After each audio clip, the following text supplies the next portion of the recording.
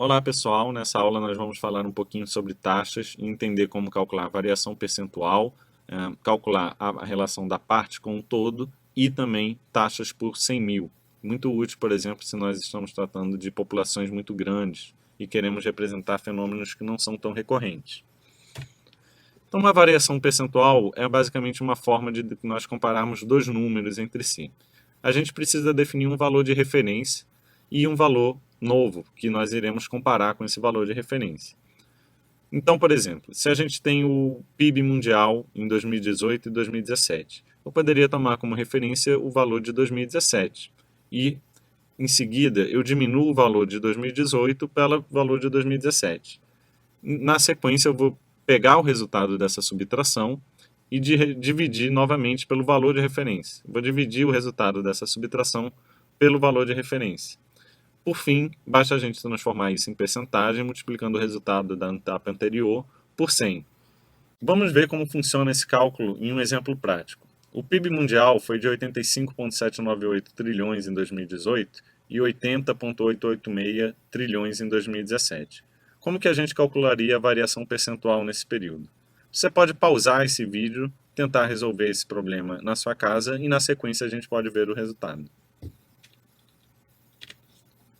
Então, a gente dividiria o ano de 2018 pelo ano de 2017, obtendo assim um valor de 4,912 trilhões. Então, a gente dividiria o resultado dessa subtração pelo valor de referência, ou seja, nosso ano de 2017. Assim, nós obtemos esse número com várias casas decimais. Para a gente transformar isso em porcentagem, entender a variação percentual, basta a gente multiplicar por 100. Então, a gente já teria aí 6,07% de variação percentual para cima, de aumento, né? Por que isso é legal da gente fixar?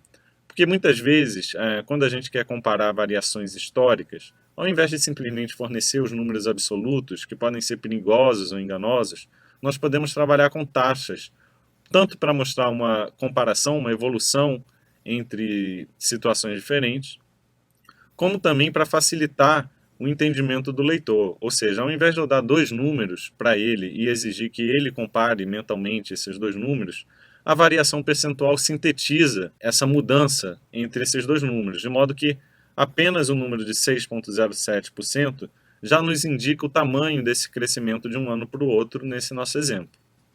Então, o próximo cálculo que a gente vai ver é como calcular a relação entre a parte e o todo. Para isso, a gente usa uma regra de 3 simples. Então, vamos ver o nosso exemplo aqui. Nós temos um PIB mundial de 85,791 trilhões em 2018 e um PIB brasileiro de 1,869 trilhões. Se a gente quisesse saber qual é a participação do PIB brasileiro no PIB mundial, como que nós faríamos? Você pode pausar esse vídeo e tentar resolver na sua casa, e nós vamos resolver aqui na sequência. Então, a gente colocaria x, que é o valor que nós queremos descobrir, ou seja, essa proporção do PIB brasileiro em relação ao PIB mundial, sobre 100, porque nós queremos isso expresso em porcentagem. Em seguida, colocaríamos o PIB brasileiro sobre o PIB mundial. Se a gente efetuar essa divisão, a gente vai encontrar novamente um número com várias casas decimais. Para a gente obter o nosso resultado, a gente simplesmente passa o 100 para cá como multiplicação e a gente chegaria ao valor de 2,17%. Mas nem sempre a porcentagem pode resolver.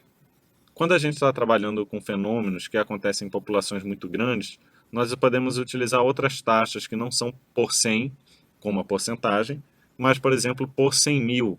Isso é muito comum, por exemplo, com as taxas de homicídios, e ajuda a gente a comparar, por exemplo, a violência em cidades ou estados com populações de tamanhos diferentes, e não nos deixarmos enganar, por exemplo, com os números absolutos, que podem ser muito enganosos na hora de fazer esse tipo de comparação. Para calcular esse tipo de taxa também é muito simples. Basicamente, a gente divide o número de eventos pela população e multiplica pela unidade. Então vamos ver aqui mais um exemplo. Encorajo também vocês a pausarem o vídeo e tentarem resolver isso na casa de vocês, e na sequência a gente confere junto o resultado. Considerando os números em tela, com a população e número de homicídios para o Brasil e o México, resumidamente, por um lado, no Brasil teríamos uma população de 208 milhões e 51 mil homicídios, por outro, no México, uma população de 131 milhões com 33 mil homicídios. Como a gente calcularia a taxa de homicídios por 100 mil habitantes nos dois países? Então, basicamente, a gente divide os homicídios pela população, Ou o fenômeno que a gente está abordando, por exemplo, se eu estou trabalhando com roubos de carro e eu preciso comparar cidades com tamanhos diferentes, quantidades de carros diferentes, eu poderia comparar, fazer a taxa, por exemplo, do roubo de veículos com a quantidade de veículos. No nosso caso, a gente está trabalhando com homicídios, então seriam a divisão do número de homicídios pela população. A gente encontra novamente um número com várias casas decimais, só que agora, ao invés de multiplicar por 100, nós multiplicamos por 100 mil. Então a gente poderia expressar isso como 24 homicídios por 100 mil habitantes no Brasil e 25 homicídios por 100 mil habitantes no México. Então, mesmo que esses países tenham populações diferentes, essa é uma das abordagens possíveis para a gente tentar entender esse fenômeno da violência, por exemplo.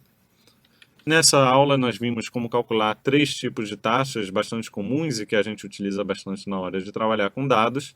E agora nós vamos ver nos próximos encontros, nós vamos terminar esse módulo vendo como que a gente consegue cruzar dados, cruzar tabelas diferentes que possuem um campo em comum.